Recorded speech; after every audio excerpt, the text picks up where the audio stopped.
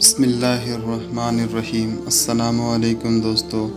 پیغمبر اسلام حضرت محمد صلی اللہ علیہ وسلم کی مبارک زندگی کے پہلو، آپ کا انقلاب اور دنیا پر اثرات، سیرت النبی کی سیریز میں واقعات کی شکل میں ہم آپ کی خدمت میں پیش کرنے کی ادنیٰ سی کوشش کر رہے ہیں۔ یہ سیریز مولانا صادق حسین سردانوی کی کتاب آفتاب عالم میں مخروج ہے۔ اسلام سے پہلے کی زندگی کتنی بھیانک تھی، پھر اسلام کی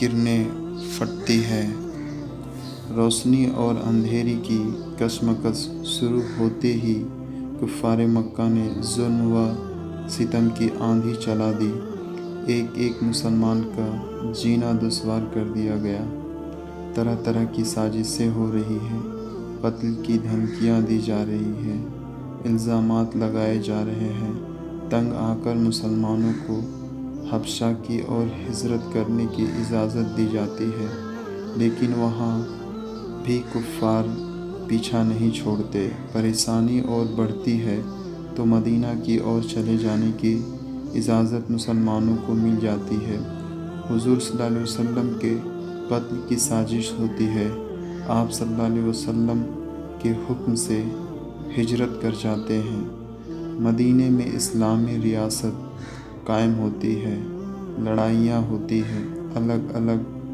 بھی اور قبیلے کے قبیلے مسلمان ہو جاتے ہیں۔ اس طرح 23 سال بیتتے بیتتے پورے عرب میں اسلام پھیل جاتا ہے۔ یہ تمام باتیں سیرت النبی کی سیریز میں ہم آپ کی خدمت میں پیش کرنے کی کوشش کر رہے ہیں۔ پوری سیریز حضور صلی اللہ علیہ وسلم کے اخلاق و کردار کی مثال بھی پیش کرتا چلتا ہے۔ ہمدردی، محبت، اخلاص، خدمت وغیرہ خوبیوں سے بھرے واقعات جگہ جگہ ملتے ہیں، جو پڑھنے والے کے دل میں ان کی اہمیت بٹھا دیتے ہیں اور انہیں اس پر تیار کرتے ہیں کہ تم اگر اللہ کے رسول اللہ صلی اللہ علیہ وسلم سے محبت کرتے ہو تو تم بھی اپنی زندگی میں ان خوبیوں کو اپناؤ۔ آپ سبھی حضرات سے درخواست ہے کہ اس سیریز کے پوسٹ زیادہ سے زیادہ لوگوں تک شیئر کرنے میں ہمارا تعاون کریں۔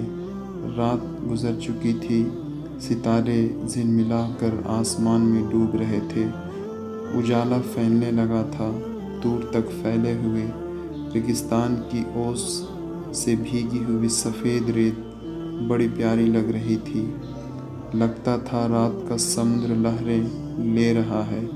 ریگستان ہونے کی وجہ سے عرب میں زیادہ گرمی بھی پڑتی ہے، زہریلی ہوا وہاں چلتی ہے جو انسانوں کو دیکھتے دیکھتے زہر میں گھول کر مار ڈالتی ہے۔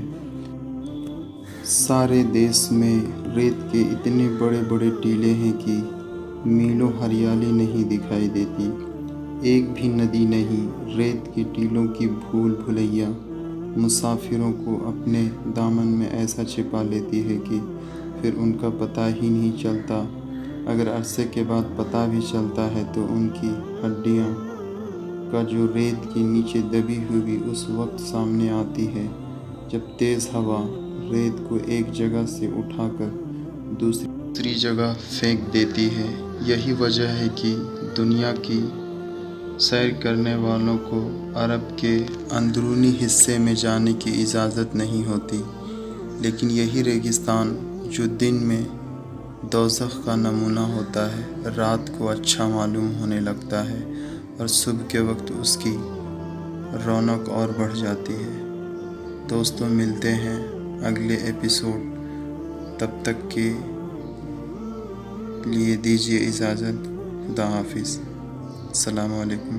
ویڈیو کو لائک کر دیں، کمنٹ اور شیئر کر دیں، اچھا لگا تو آپ بیل آئیکن کو پریس کر کے رکھیں تاکہ آنے والے ویڈیو آپ کو سب سے پہلے نوٹیفیکیشن مل پائے۔ شکریہ۔